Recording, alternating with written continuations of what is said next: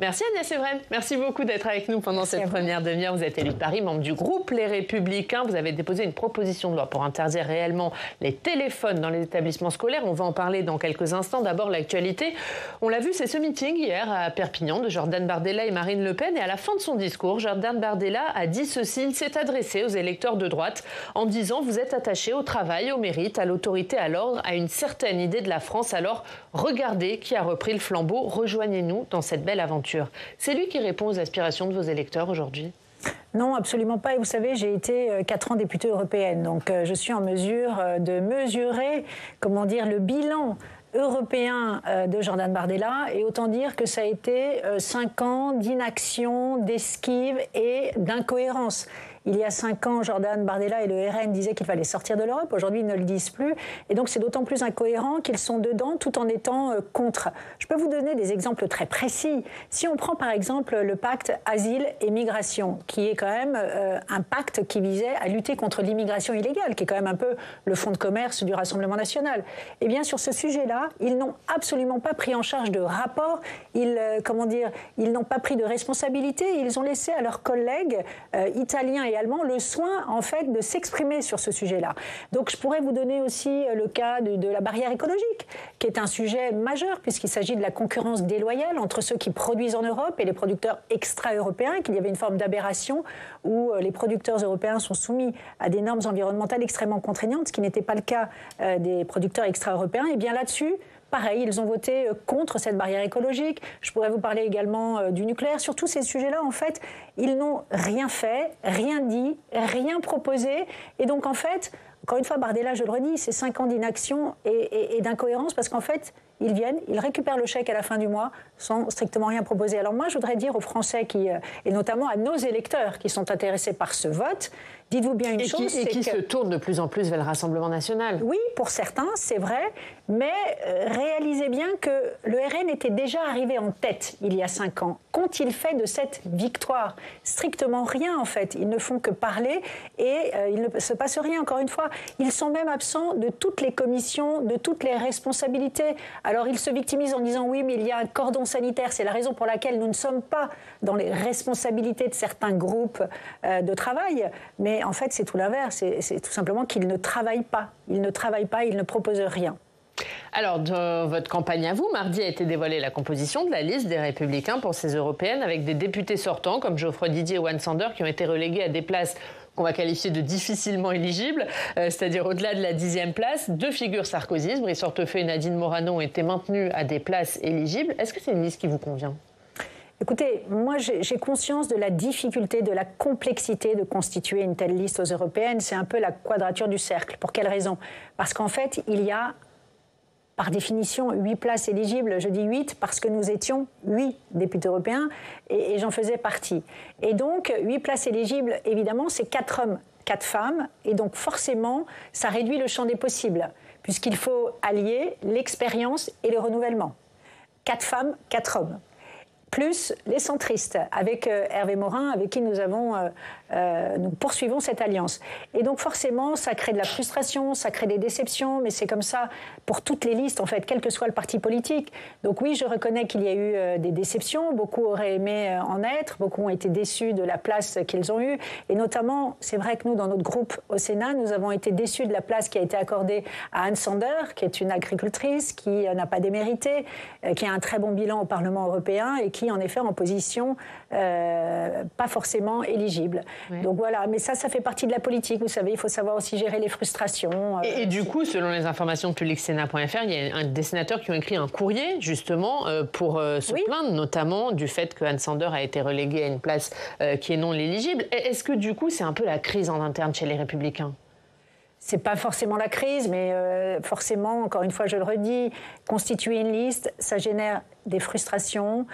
Après, l'objectif, encore une fois, l'enjeu, c'est aussi la survie de la droite. Ça va être un moment de vérité aujourd'hui pour notre parti. Et donc, il est important, je pense, que dépasser ces déceptions, il faut continuer et tout faire pour que la campagne soit menée et bien menée, parce que nous avons un projet européen qui est, bien plus sérieux que ce qui est proposé d'ailleurs par Bardella. Parce qu'encore une fois, je le redis, aujourd'hui, Jordan Bardella est le roi de l'esquive. D'ailleurs, c'est pour ça qu'il refuse tous les débats, puisqu'en fait, il y a une forme d'incohérence, puisqu'on ne sait plus s'il est dans le projet européen ou d'ailleurs il n'a pas de projet européen, et sa stratégie, c'est un peu la stratégie du surplomb. Moi, comme je le répète souvent, vous savez, être la star de TikTok n'en fait pas pour autant un projet européen. Donc nous avons un projet européen à proposer, nous avons un très bon bilan, nous avons une tête de liste qui a fait un travail exceptionnel au Parlement européen avec François-Xavier Bellamy, et donc il est urgent aujourd'hui de se dire qu'une fois dépassé la colère et sans doute la déception, il faut maintenant, être tous rangés derrière François-Xavier Bellamy pour évidemment faire le meilleur score possible aux européennes. Et vous le dites, l'enjeu c'est la survie de la droite ou au moins des Républicains. Est-ce que ça veut dire que si le soir du 9 juin vous faites moins de 5%, c'est la mort de votre parti? Écoutez, vous savez, en politique, les choses n'arrivent jamais comme on les attend. Donc je ne peux pas vous dire aujourd'hui, moi je pense qu'on fera le meilleur score possible, encore une fois, parce que vous savez, ce qui est très stérile dans ce débat, c'est ce que fait en fait Emmanuel Macron en essayant d'enfermer le débat dans un débat binaire entre d'un côté les fédéralistes ou les europhobes. Et ça, c'est l'interdiction de penser, c'est l'interdiction de la réflexion. Et aujourd'hui, c'est comme si on disait en gros, est-ce que vous êtes pro ou anti-européen, est-ce que vous êtes populiste ou progressiste? Le vrai sujet, le vrai clivage pour moi, c'est pas celui qui est proposé par Emmanuel Macron. Le vrai clivage, c'est entre la droite et donc entre le PPE et la gauche. Pour quelle raison? Parce que Valérie Hayé, quand elle a commencé sa campagne, elle a expliqué que 90% des votes étaient communs avec la gauche, avec les socialistes, avec Raphaël Glucksmann, qui a soutenu Jean-Luc Mélenchon et qui vient de la gauche. Donc le vrai clivage, il n'est pas entre les pros et les anti-européens. Le vrai clivage, il est entre le PPE et la gauche. C'est pour ça que je le redis à nos électeurs. Aujourd'hui, nous avons un projet qui est de faire en sorte de maîtriser le destin de la France en relevant 3 défis, le défi migratoire, le défi économique et le défi écologique. Et donc, il y a une 3e voie possible entre celle qui est toute tracée et dans laquelle Emmanuel Macron essaie d'enfermer en fait nos électeurs. En gros, c'est moi ou le chaos. Vous savez, il avait déjà joué, ce rapport, ce bipartisme en 2019 pour essayer de cornériser la droite. Et aujourd'hui, l'histoire se répète. On essaie de cornériser la droite républicaine en imposant un clivage, un faux clivage entre d'un côté les fédéralistes et d'un autre les europhobes. Alors, on va parler d'un clivage qui a eu lieu, c'était mardi après-midi au Sénat, clivage entre les Républicains et le gouvernement sur la question des finances publiques, puisqu'après l'aggravation du déficit, il y a un débat qui avait lieu dans l'hémicycle sur le pacte de stabilité, cette feuille de route envoyée à Bruxelles. Alors, comment et où trouver des économies? Et les Républicains ne se sont pas privés d'attaquer le gouvernement sur la gestion des finances publiques. On voit ça avec Audrey Vuettaz qui nous rejoint.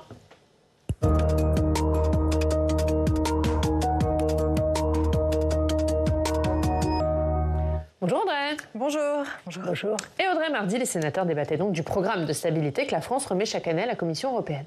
Oui, Oriane, ce programme qui permet de vérifier que l'on respecte une certaine stabilité dans l'Union européenne. Le gouvernement en a aussi profité pour rappeler sa volonté de ramener le déficit public à moins de 3% du PIB d'ici 2027. Mais Oriane, mardi, tout ne s'est pas passé comme prévu. Pourquoi? Parce que les sénateurs sont très remontés contre le gouvernement sur des questions budgétaire, justement. Vous le savez, notre pays accuse un déficit public beaucoup plus important que prévu, 5,5% du PIB au lieu des 4,9% prévus. Le gouvernement a déjà annoncé 10 milliards d'euros d'économies.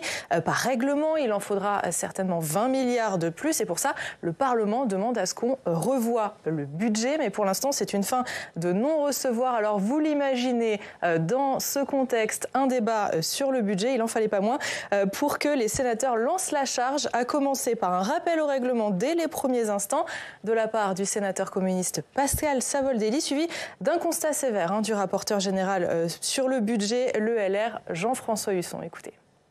Les membres de la commission des finances des 2 assemblées se sont vus communiquer une note confidentielle en date du 7 décembre 2023, donc pendant la procédure budgétaire, qui mettait en garde les ministres des Finances que vous êtes sur l'aggravation du déficit public de 0,3 point de PIB à 5,2%. L'insincérité de votre budget est vérifiable. Il nous faut un nouveau budget. Il nous faut un vrai débat démocratique et vite. Je dois bien avouer que le cumul d'un exécutif qui, d'une part, méprise le Parlement par un usage extrême du 49.3, par la non prise en compte des votes contributif et vertueux du Sénat, par la non-présentation d'un PLFR, et qui, d'autre part, dégrade à ce point la situation budgétaire et financière du pays, qui est pour moi une grande source d'inquiétude. Et le gouvernement essaie de se défendre? Oui, il a notamment critiqué le pessimisme de certains parlementaires, parlant du déficit 2023 comme d'un accident. Écoutez. Assez avec cette manière systématique de peindre en noir la situation de l'économie française et des salariés et des industries et de tous ceux qui travaillent. Je reconnais bien volontiers, monsieur le sénateur, qu'il y a eu un accident qui n'est pas acceptable sur les recettes en 2023, qui ne doit pas se renouveler. Mais ne confondons pas un accident avec la situation globale de l'économie française qui est solide, qui résiste, qui a fait, je le rappelle, depuis 2017, des meilleures performances que tous les grands États européens. Madame Evren, vous avez une réaction au propos du ministre de l'économie? Oui, parce que c'est pessimiste, les sénateurs. C'est un peu le pompier pyromane, en fait, Bruno Le Maire. C'est vrai qu'il est là depuis 7 ans.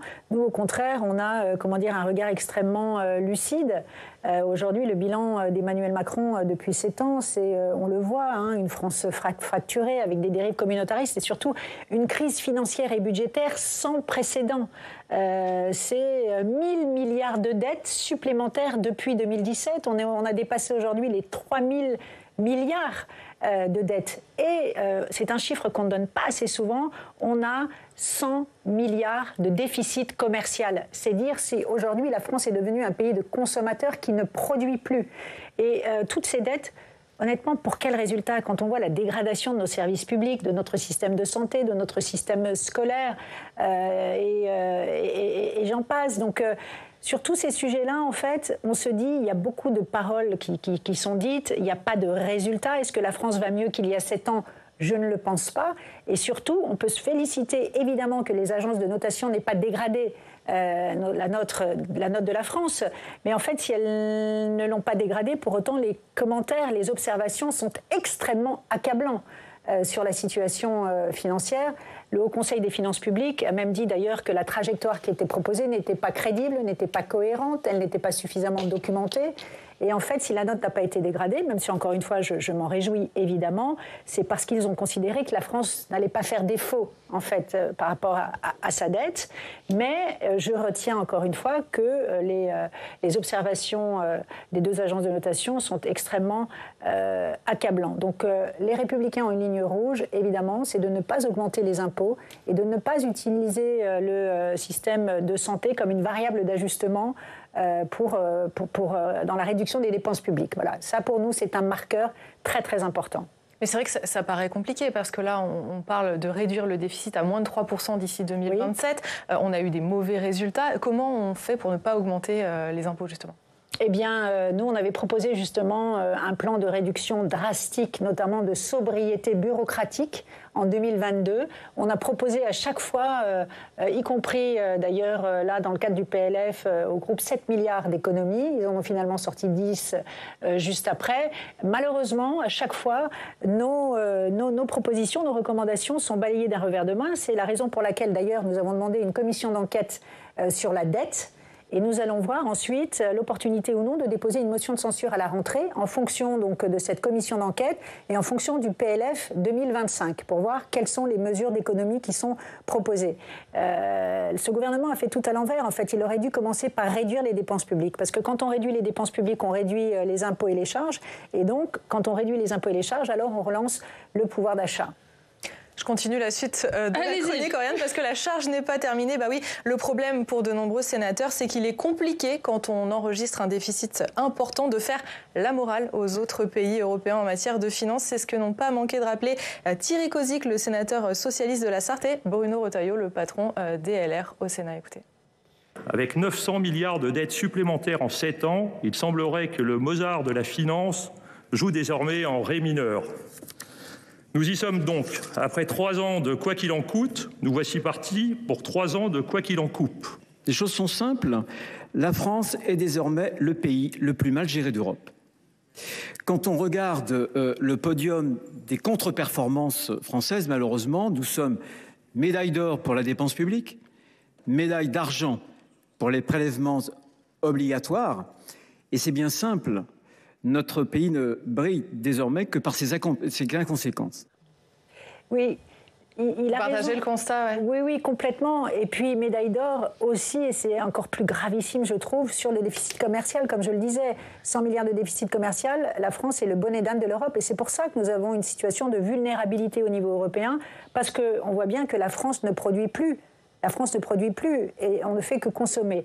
Donc il est important de remettre un peu plus de productivité et se rendre compte qu'il faut désormais agir. Et c'est sur cette base-là, sur les propositions qui seront faites par le gouvernement pour réduire ces dépenses publiques, que nous verrons si nous déposons une motion de censure. Parce que c'est un jeu de dupes. Le RN propose un PLFR, on sait très très bien que le gouvernement refuse, nous l'avons nous-mêmes demandé. Donc nous ne voterons pas évidemment une motion de censure du RN. Moi, ça qui vous accuse de ne pas prendre vos responsabilités en ne déposant pas de motion de censure déjà. Non, mais ce serait un contresens absolu de la part du RN. On n'a pas de leçon de morale à recevoir de leur part quand on voit leur programme économique qui mettrait la France à genoux économiquement.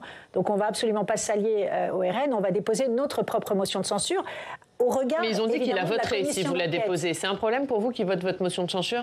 Non, écoutez, Elliott devrait la voter également. Le RN, après, voilà, c'est la démocratie, ils peuvent la voter. Mais on ne s'alliera pas, on ne se ralliera pas à une motion de censure du Rassemblement national, encore une fois, parce que sur le plan économique, ce qu'ils proposent est totalement démago et encore une fois, mettrait la France à genoux économiquement. Merci Audrey, à tout à l'heure. Oui, on va parler de la réforme du marché de l'électricité. On va tenter d'expliquer tout ça. Voilà. Peut-être qu'il y a une inquiétude des gens sur pourquoi ils payent leur électricité si cher. On va voir si c'est la faute de cette réforme ou pas. Vous nous expliquerez tout. J'expliquerai tout. Merci Audrey, ce sera à suivre. On va parler des mineurs, des jeunes. On va parler de la question des écrans dans quelques instants, mais d'abord la violence des mineurs, puisque Gabriel Attal a de nouveau réagi au meurtre de ce jeune Mathis, 15 ans, à Châteauroux. L'excuse de minorité est bien pratique pour les délinquants ou les criminels, dit-il. Vous dites la même chose ?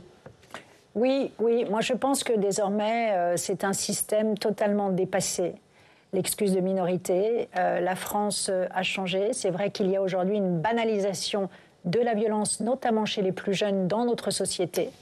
Et qu'il faut désormais prendre le taureau par les cornes. Aujourd'hui, un jeune de 17 ans a parfaitement conscience de la portée de son geste. Et donc, je pense que le gouvernement a posé le débat, mais de temps en temps, on aimerait, qu'il ait le courage de passer du constat à l'action. Et donc, moi, je considère que l'excuse de minorité, voilà, encore une fois, est un système totalement dépassé et qu'il faut aujourd'hui... non, mais quand il dit qu'il faut la réformer, ça, vous êtes d'accord avec lui, vous allez le suivre là-dessus. Ah, mais complètement. Moi, je dis même qu'il faut, il faut considérer qu'il faut supprimer l'excuse de minorité. Voilà. Et qu'il faut abaisser la majorité pénale à 16 ans. Moi, j'en suis... voilà, je milite pour ça et parce que je me rends... Et c'est possible de complètement la supprimer ? Non, après, il y a une atténuation. Ça, il faut y travailler, évidemment. Mais je pense qu'il faut clairement poser le débat. Le vrai problème de la violence... C'est-à-dire en faire une exception et non plus la règle ? C'est oui, ça que vous demandez ? Absolument. Et puis, le vrai problème, si vous voulez, le cœur du réacteur pour moi, c'est... la réforme sur le plan pénal et judiciaire. Aujourd'hui, parfois, la sanction tombe 6 mois 18 mois ou 12 mois, disons, après l'acte qui a été commis. Et donc, il n'y a pas d'électrochoc, en fait, qui permet de faire prendre conscience à un jeune la faute qu'il a commise. Donc, il faudrait des courtes peines et immédiates. La sanction doit tomber immédiatement. Et nous proposons chez les Républicains des peines très courtes, de moins de 6 mois. Ça me semble la vraie réponse, parce que s'il n'y a pas de certitude de la sanction, il n'y a pas de dissuasion possible. On va parler de la question des écrans. Avant de parler de votre texte, on va regarder un reportage, puisque le gouvernement s'est emparé de cette question de l'impact des écrans sur nos enfants. Il y a des recommandations qui ont été remises à Emmanuel Macron sur les mesures à prendre. Avant d'en parler, on va regarder donc ce reportage en région. Cécile Sixou et Fabien Ricard se sont rendus dans une famille à Lorient où les écrans, vous allez le voir, occupent une très grande place. Seul ou en ligne avec des copains, c'est la grande passion d'Enzo, 13 ans, jouer aux jeux vidéo dans sa chambre. Là, je joue à Rocket League. C'est un jeu où tu fais du foot avec des voitures. En classe de 4e, l'adolescent le reconnaît, les jeux prennent parfois un peu trop le dessus sur l'école. Souvent en cours, je pense plus aux jeux vidéo qu'à écouter le cours. Et du coup, voilà. Quand je joue jusqu'à 3-4 heures du matin devant mes jeux vidéo et que je fais trop de bruit, je peux comprendre que mes parents viennent m'engueuler, quoi. Et quand Enzo lâche la console, il reste le portable. Je traîne sur TikTok, sur YouTube, Instagram, des trucs comme ça, quoi. Le téléphone portable, sa petite sœur Maëlys, 11 ans, y est accro. Elle peut passer des heures devant les vidéos des jeunes youtubeurs Swan et Neo, 6 millions d'abonnés sur la plateforme. Parce qu'ils font des défis, et c'est marrant, quelquefois. Angélique Le Sceau, la maman d'Enzo et de Maëlys, n'arrive pas à contrôler le temps d'écran de ses enfants. Ça fait combien de temps que tu es sur ton portable? Tu t'en rends compte? Non. Maëlys est migraineuse. Et on essaye de lui faire comprendre qu'il faut qu'elle lâche les écrans, que ça lui ferait peut-être du bien pour sa tête, qu'elle aurait peut-être moins de migraine, mais elle n'entend pas. Et pour le grand, je lui demande carrément de couper, parce qu'il est l'heure déjà qu'il aille au lit. Mais sauf qu'à 11h, il est encore sur les écrans parfois. Face à l'addiction aux écrans, de nombreux parents partagent le même désarroi. Certains frappent à la porte du cabinet de cette pédiatre. Allez, on est parti en consultation. Tu regardes la télé quand tu rentres de l'école ou pas? Sylvie Dieu-Osica milite contre la surexposition aux écrans chez les plus jeunes. Elle alerte sur les dangers pour le développement de l'enfant et apporte des conseils aux parents. Quand on a une famille avec plusieurs enfants, l'idéal, c'est pas d'écran les jours d'école. Comme ça, c'est des idées assez simples. Et on essaye de respecter les 4 pas. Les 4 pas étant un lieu qu'on préserve des écrans, la chambre. Et c'est important pour les adultes aussi, d'ailleurs, et les ados. Et 3 temps, pas le matin, pas pendant les repas et pas le soir avant de dormir. Des enfants confrontés aux écrans de plus en plus petits, constate cette médecin. Selon elle, il y a urgence à mettre en place une vraie prévention en matière d'usage des écrans, comme contre le tabac ou l'alcool. Agnès, c'est vrai, on le voit dans ce reportage, il y a des enfants qui sont accros et des parents qui sont quelque peu dépassés. Comment on aide ces parents et est-ce qu'on peut vraiment dire qu'il y a une responsabilité des parents dans cette addiction des enfants aux écrans? Oui, bien sûr. Moi, j'admire la maman que j'ai vue, là, parce qu'honnêtement, aujourd'hui, les plateformes, les écrans, les portables sont 10 fois plus puissants qu'une autorité parentale et que même des profs. Donc il faut évidemment accompagner les parents. Je voyais cette maman admirable qui essayait de faire prendre conscience à son enfant en fait des effets délétères en fait des écrans sur la santé mentale, sur la santé physique, parce que un jeune qui passe du temps sur son écran, sur son téléphone portable, évidemment il est plus fatigué, il interagit moins avec les autres. Et donc moi justement j'ai déposé une proposition de loi qui vise tout simplement à faire appliquer la loi de 2018 qui interdit l'utilisation des téléphones dans les écoles et les collèges. Sauf que cette loi qui interdit n'empêche pas la détention du téléphone dans les classes. Et donc moi je dis, libérons les classes des smartphones pour créer une rupture entre le temps scolaire et le temps passé à la maison. Puisqu'on voit bien aujourd'hui, une étude démontre qu'en fait, un élève sur 5 garde son téléphone pendant les classes en fait. Et donc c'est une source de distraction, de perturbation, et ça nuit aux bons apprentissages. Comment on fait concrètement pour la mettre en place? Parce que le matin, vous avez des dizaines, voire des centaines de jeunes qui arrivent en même temps dans l'établissement scolaire. Comment on fait pour confisquer, enfin pour prendre en tout cas? C'est pas confisquer, mais pour prendre les téléphones. Je propose en fait, comme en Norvège, quand on arrive au collège, on y vient pour apprendre, pour s'élever intellectuellement. On n'a pas besoin de son téléphone. Et donc, on le dépose et on le récupère le soir. Donc, pourquoi pas créer des casiers, comme en Norvège, au Royaume-Uni, il y a certaines régions aux États-Unis également, où en fait, c'est même l'acte symbolique de déposer son téléphone et de dire « je suis à l'école, je suis là pour faire un travail de réflexion ». Vous savez, j'ai parlé avec beaucoup de professeurs et de parents d'élèves et beaucoup de profs me disent « vous savez, on rame à contre-courant de la société ». Pour quelle raison? Parce qu'elle enseignait par exemple un cours de langue et elle m'expliquait qu'au lieu de réfléchir, en fait, un jeune avait son portable sur les genoux parce qu'ils l'ont tous dans la poche ou à portée de main et regardait en fait sur Google Traduction la solution qui était cherchée au lieu de réfléchir. Et donc, comment dire, ça enlève un peu de ces capacités d'autonomie et de réflexion parce qu'aujourd'hui, comme ils ont accès à tout avec leur téléphone portable, eh bien, ils ne gèrent même plus la frustration. Ils vont immédiatement, au lieu de réfléchir, regarder sur Wikipédia.